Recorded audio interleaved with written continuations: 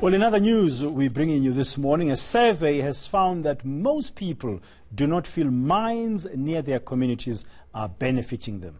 The results by Action Aid were released yesterday during the Mining Indaba in Cape Town. In fact, most residents feel mines bring health and environmental problems. For more on this report, we're joined by Action Aid's Christopher Rutledge. Mr. Rutledge, good morning and thank you very much for your time. Just to set the scene for us first, this report is based on a survey that was been done. Where was this done exactly? In which parts of the country?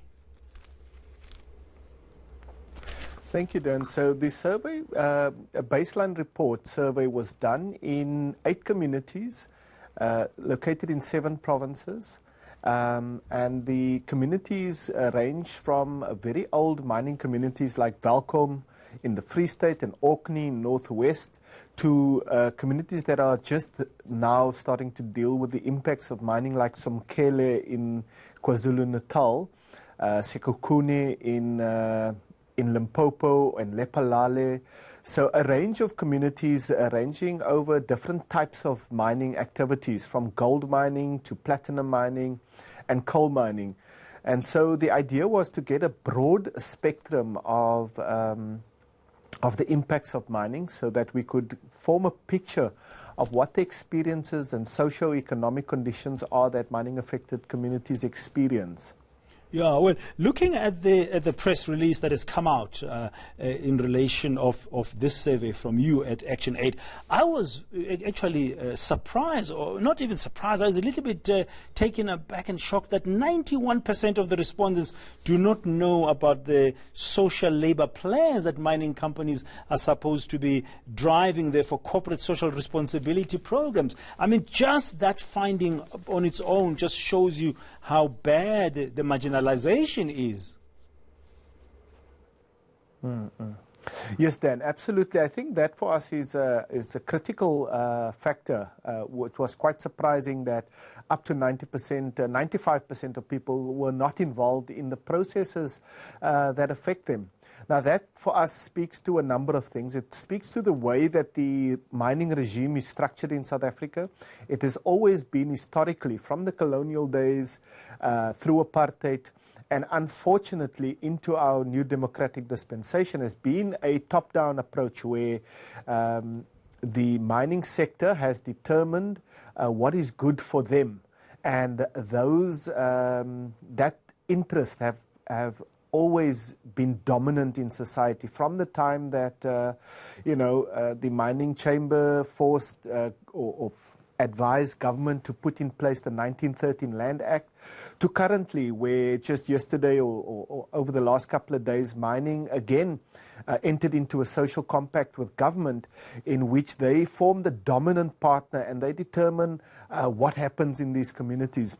And our report is trying to unpack and has shown that where people are not involved in their own developmental processes, where they're not participating in these things, that the experiences are one, not only is the outcomes more unjust and unequal, but also the experiences that they feel of losing agency, of being victims of somebody else's interest, often comes to the fore as an experience of being violated. And so that has come through very clearly in our research, and it's very concerning. And it's a clarion call, I think, to our government and to our civil society and all the stakeholders in the mining industry to understand that if we want to build an inclusive society, a society that is working together, that people must be involved in their own governance. Now, we're having the Africa Mining Indaba taking place. It's the 25th anniversary, the main one. And, of course, we've seen this alternative Mining Indaba yesterday where you launched this report. I mean, this information is available. It doesn't seem that government is listening or anybody's doing anything about it. What does Action Aid really recommend can be done to fulfill the aspirations of those communities who are currently, according to your study, very much marginalized and not benefiting at all from the mining activity in their lives?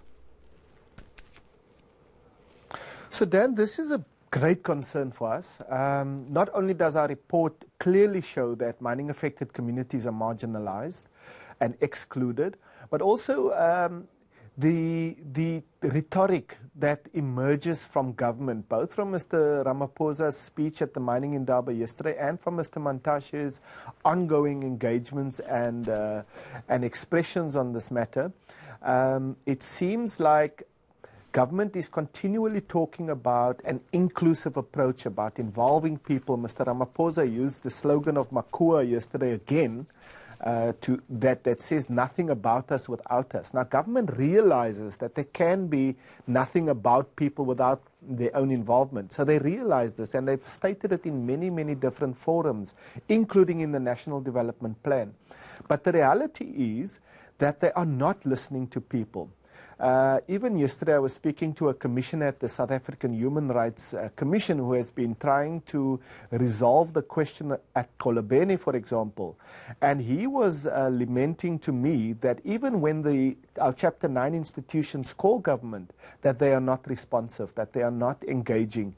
And so if our Chapter 9 institutions are not able to get a response from our government, imagine how difficult it must be for marginalized individuals living in rural, semi-rural, subjective conditions under traditional chiefs to engage in these questions of governance.